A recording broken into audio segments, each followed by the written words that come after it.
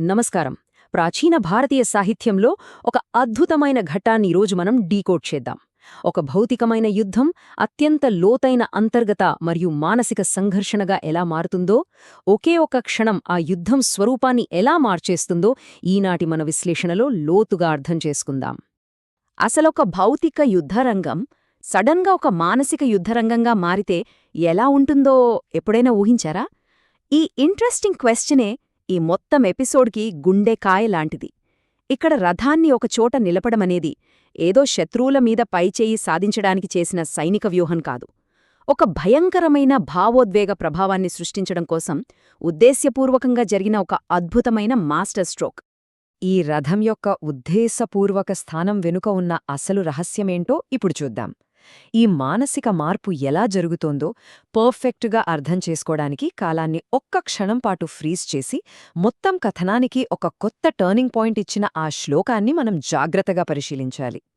ఇక్కడ కృష్ణుడి యాక్షన్లో ఉన్న ఆ ఖచ్చితత్వాన్ని గమనించండి. ఆయన రథాన్ని తీసుకెళ్లి నేరుగా శత్రుపక్షంలో ఉన్నవాళ్లలోకెల్లా అత్యంత గౌరవనీయులైన వాళ్ల ముందు ఆపాడు. ఆ పితామహుడు భీష్ముడు తనకు విద్య నేర్పిన గురువు ద్రోణాచార్యుల ముందే రథాన్ని నిలిపాడు. ఇక్కడ ఇంకో విశేషమేంటంటే శ్రీకృష్ణుడు వాడిన ఆ రెండు చిన్న పదాలు కావాలనే ఆయన పార్థ అని పిలిచాడు. పార్థ అంటే పృథ, అదేనండి కుంతీకుమారుడు అనర్థం. అంటే అర్జునుడి తల్లికున్న ఆ ధర్మాన్ని, న్యాయబుద్ధిని అతనికి గుర్తుచేస్తున్నాడు. అదే సమయంలో ఎవరితో యుద్ధం చెయ్యాలో వాళ్లను చూపిస్తూ కురువులను చూడు అన్నాడు. వాళ్లంతా ఒకే కుటుంబం కదా, ఆ ఉమ్మడి కుటుంబం మూలాలను, వారు పంచుకున్న ఆ బాధాకరమైన రియాలిటీని కృష్ణుడు చాలా బలంగా స్ట్రైక్ చేశాడు. కర్తవ్యానికి, మమకారానికి మధ్య జరిగే అసలైన ఫైట్ ఇక్కడే మొదలవుతుంది. ఇలా ఉద్దేశపూర్వకంగా ఆత్మీయుల ముందు రథాన్ని నిలపడం వల్ల ఒక గొప్ప యోధుడి బాధ్యతలకు మరియు అతనిలోని మానవ సహజమైన సెంటిమెంట్స్కి మధ్య ఒక face to face collision start అవుతుంది. ఈ అంతర్గత సంఘర్షణ ఎలాంటిదో ఊహించుకోండి. ఒకవైపు ఖచ్చితంగా న్యాయం కోసం పోరాడాల్సిన కఠినమైన క్షత్రియ ధర్మం, మరోవైపు చిన్నప్పటినుంచి ఆడుకున్న సొంత కుటుంబ సభ్యులు, తనను తీర్చిదిద్దిన గురువుల మీద ఉన్న ప్రగాఢమైన జాలి. ఈ రెండింటి మధ్య నలిగిపోతూ అర్జునుడు ఒక భయంకరమైన ఎమోషనల్ ట్రాప్లో పడిపోయాడు. శ్రీ శంకరాచార్యుల వారు దీని చాలా అద్భుతంగా విశ్లేషించారు. నేను వీరికి చెందినవాడిని, వీరు నావాళ్లు అనే ఈ అజ్ఞానం, ఈ మోహం వల్ల కలిగే శోకమే మనిషికి అతిపెద్ద అడ్డంకి అని వారు చెప్పారు. అర్జునుడిని పూర్తిగా ముంచెత్తిన ఈ తీవ్రమైన శోకం వల్లే ఆ తర్వాత వచ్చే అంతటి గొప్ప ఆధ్యాత్మిక జ్ఞానం మనకు అవసరమైంది.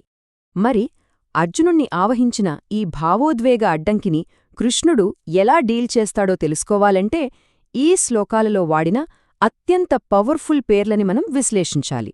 అందులో మొదటిది హృషీకేశ.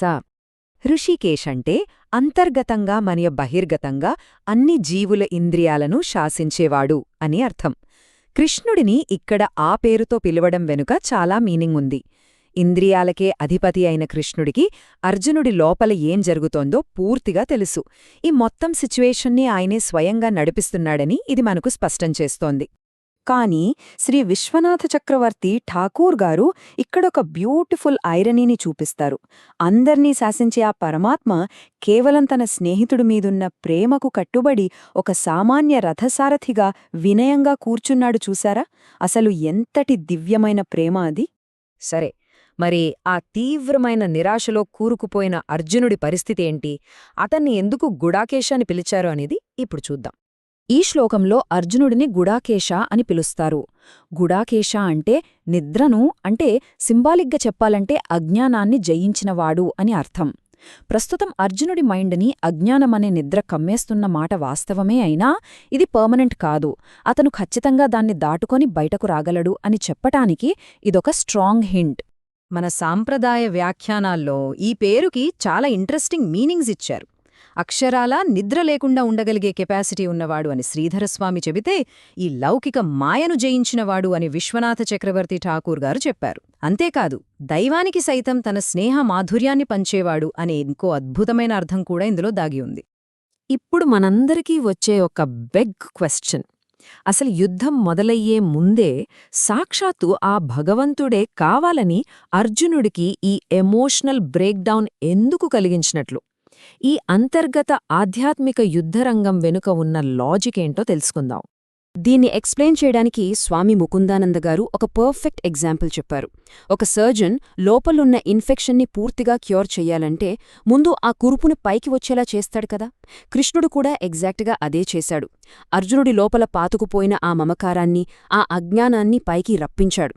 అప్పుడే కదా ఆధ్యాత్మిక జ్ఞానమనే మెడిసిన్తో దాన్ని శాశ్వతంగా నయం చేయగలిగేది. ఈ పాయింట్లోనే అంటే ఈ శ్లోకం ముగిసిన తర్వాత ఒక తీవ్రమైన నిశ్శబ్దం అలుముకుంటుంది.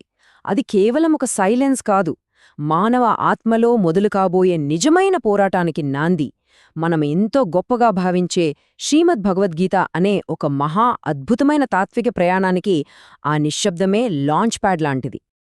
సో ఈరోజు మనం చేసిన ఈ విశ్లేషణ నుండి మనం తీసుకోవాల్సిన అసలు పాయింట్ ఏంటంటే, అత్యంత తీవ్రమైన పోరాటాలు ఎక్కడో బయట యుద్ధభూముల్లో కాదు, మన లోపలే, మన మైండ్లోనే జరుగుతాయి. మరి ఈరోజు మన మైండ్ అనే ఈ యుద్ధరంగంలో ఏ భ్రమలు, ఎలాంటి అటాచ్మెంట్స్ పాతుకుపోయున్నాయి, వాటిని జయించడానికి మనకు కావాల్సిన ఆ స్పష్టత ఏమిటి? ఒక్కసారి ఆలోచించండి. ఈ ప్రశ్న మీలో కొత్త ఆలోచనలను రేకెత్తిస్తుందని ఆశిస్తూ సెలవు.